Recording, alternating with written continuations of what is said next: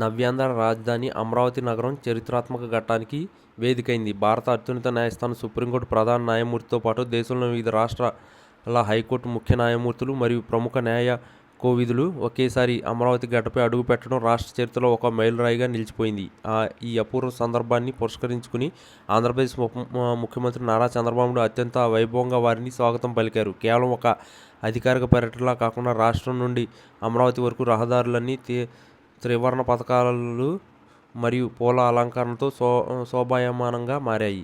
ముఖ్యమంత్రి చంద్రబాబు నాయుడు స్వయంగా విమానాశ్రయానికి వెళ్లి ప్రధాన న్యాయమూర్తికి సాదరంగా ఆహ్వానం పలికారు. సాంప్రదాయబద్ధంగా పూర్ణకుంభంతో వేద పండితుల ఆశీర్వచనాల మధ్య న్యాయమూర్తుల బృందానికి స్వాగతం సత్కారాలు జరిగాయి. అమరావతి అంటే కేవలం ఒక నగరం మాత్రమే కాదని, అదొక ప్రజా రాజధాని అని చాటి చెప్పేలా ముఖ్యమంత్రి ఈ పర్యటనను తీర్చిదిద్దారు. దేశంలోని అత్యున్నత న్యాయ వ్యవస్థకు చెందిన ప్రముఖులందరూ ఒకేసారి అమరావతికి రావడం వెనుక రాష్ట్ర భవిష్యత్తు మరియు న్యాయ వ్యవస్థ బలోపేతం వంటి అంశాలు ముడిపడి ఉన్నాయని విశ్లేషకులు భావిస్తున్నారు. ఈ పర్యటనలో భాగంగా అమరావతిలో నూతనంగా నిర్మించిన న్యాయ సముదాయాలను మరియు హైకోర్టు శాశ్వత భవన నమూనాలను ముఖ్యమంత్రి వారి వివరించారు.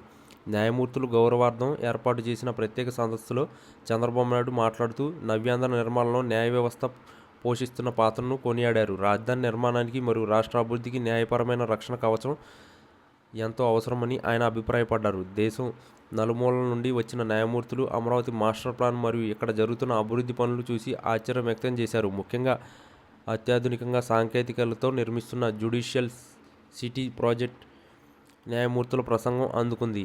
ఇది కేవలం భవనాల సముదాయం మాత్రమే కాకుండా భవిష్యత్తు తరాలకు న్యాయం అందించే పవిత్ర ఆలయంగా తీర్చిదిద్దుతామని చంద్రబాబు వారికి హామీ ఇచ్చారు. ఈ కార్యక్రమం ద్వారా జాతీయ స్థాయిలో అమరావతి బ్రాండ్ ఇమేజ్ ఒక్కసారిగా పెరిగింది. దేశంలోని సుమారు 20కి పైగా రాష్ట్రాల నుండి వచ్చిన ప్రధాన న్యాయమూర్తులు ఏపీ ప్రభుత్వ ఆతిథ్యానికి ముగ్ధులయ్యారు. ప్రతి న్యాయమూర్తికి అమరావతి విశిష్టతను తెలిపే జ్ఞాపికలను అందజేస్తూ వారి పర్యటనను గుర్తుండిపోయేలా చేశారు. ఈ సమావేశం కేవలం ఆడంబరాలకు పరిమితం కాకుండా న్యాయ సంస్కరణలు మరియు సామాన్యుడికి త్వరితగతిన న్యాయం చేకూర్చడం వంటి అంశాలపై చర్చకు వేదికైంది. చంద్రబాబు నాయుడు తన దార్శనికతో అమరావతిని ఒక గ్లోబల్ సిటీగా ఎలా మార్చుకుంటున్నారో ప్రత్యక్షంగా న్యాయమూర్తులకు వివరించడం ఈ పర్యటనలోని ప్రధాన ఘట్టం.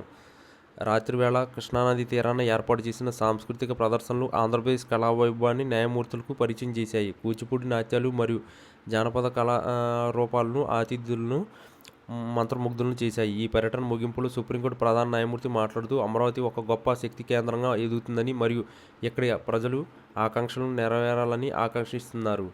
ముఖ్యమంత్రి చంద్రబాబు నాయుడు చూపించిన చొరవ మరియు అతిథి మర్యాదలు దేశవ్యాప్తంగా చర్చనీయాంశమయ్యాయి. న్యాయ వ్యవస్థ మరియు కార్యనిర్వాహక వ్యవస్థ మధ్య ఇటువంటి ఆరోగ్యకరమైన సమన్వయం ప్రజాస్వామ్యానికి ఎంతో మేలు చేస్తుందని మేధావులు అభిప్రాయపడుతున్నారు. మొత్తం మీద ఈ వ్యవహారం పర్యటన అమరావతికి దేశ దృష్టిలో మరోసారి సగౌరవంగా నిలబెట్టింది.